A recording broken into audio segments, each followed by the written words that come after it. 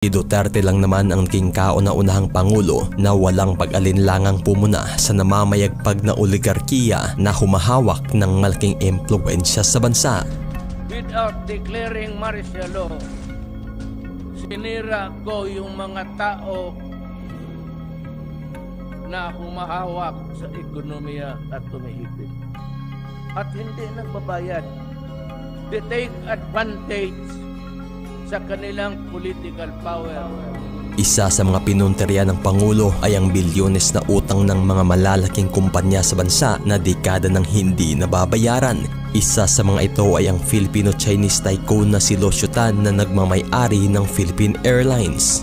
Lucio Tan has almost billion that he has to pay.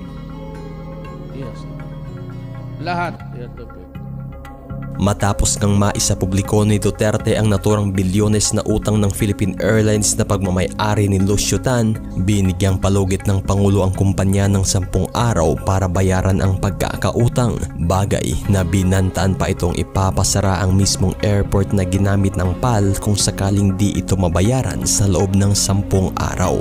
Bagay na tanging si Duterte lang ang nakagawa ng ganong banta sa kumpanya dahilan sa tila pangalampag nito. Kung kaya't bago pa man sumapit ang ibinigay na palugit ng Pangulo, kaagad ng binayaran ng mismong PAL ang bilyones nitong utang. Bagay na ang pera namang isinauli sa bayan ay siyang ginamit namang pondo sa mga pangunahing proyekto ng administrasyon. Hindi rin nakatakas sa paniningil ng Pangulo ang Mighty Corporation na ayon pat umabot na rin umano ng bilyong-bilyong halaga ang utang ng korporasyon sa pamahalaan. I have directed the Department of Finance and the BIR to accept Mighty Corporation's offer of 25 billion to settle its tax liability. Ang naturang bilyones na halagang ibinayad ng Mighty Corporation ay tumatak bilang pinakamalaking tax settlement sa kasaysayan ng bansa. At ang halagang ang nabawi ng pamahalaan ay siyang ginamit para pondohan ang naturang Ormoc Rehabilitation matapos niyanig ng 6.5 magnitude na lindol at ang mismong Marawi Rehabilitation na naging sentro ng digmaan taong 2017. Isa rin sa pamilyang oligarchs na binantaan ng Pangulo ay ang pamilyang Lopez na may hawak ng giant network na ABS-CBN. Say that if they can operate, kung may ano na sila, no, I will not allow them. I will not allow the NTC to grant them the permit to operate. Kung ibigay ninyo yung franchise because it is within your power to do it, go ahead. Alam mo bakit? Unless and until babayaran ng mga Lopez ang taxes nila. At nang dahil nga sa tila pagpakatigas ng pamilyang Lopez na bayaran ng umano'y bilyones ring taxes sa gobyerno, dito na tuluyan ngang hindi na-renew ng Congress ang prangkisa ng ABS-CBN at tuluyang nasara taong 2020.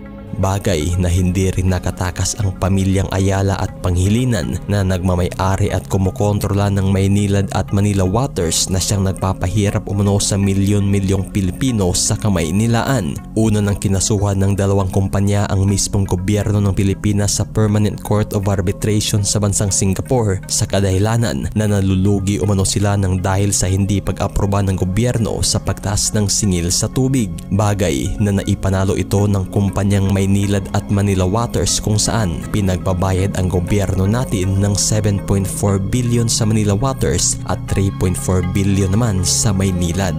Bagay na talagang pinalagan ito ni Duterte at isiniwalat ang naturang kontratang ginawa ng mga ito na umano'y pabor lamang sa mga negosyante. At bilang pagtugon, gumawa ng panibagong kontrata ang administrasyon kung saan may bantang bilin si Duterte kung sakaling di ito mapirmahan. But I tell you, you better sign the contract which is good for the Filipino people. You do not sign it, I take over your operations, water. Isa rin sa talagang naging legasya ng administrasyon ay ang tinaguriang Build, Build, Build program nito kung saan inaprubahan ni Duterte ang mga malalaking proyekto at infrastruktura ng bansa na matagal nang nakatengka. Isa sa naisakatuparan ng administrasyon ay ang matagal ng planong Metro Manila Subway na may habang 33 kilometers at mayroong 17 station na inaasahang maging fully operational taong 2029. Tinatayang aabot ng 400 billion pesos ang inilagak na pondo ng gobyerno sa naturang proyekto.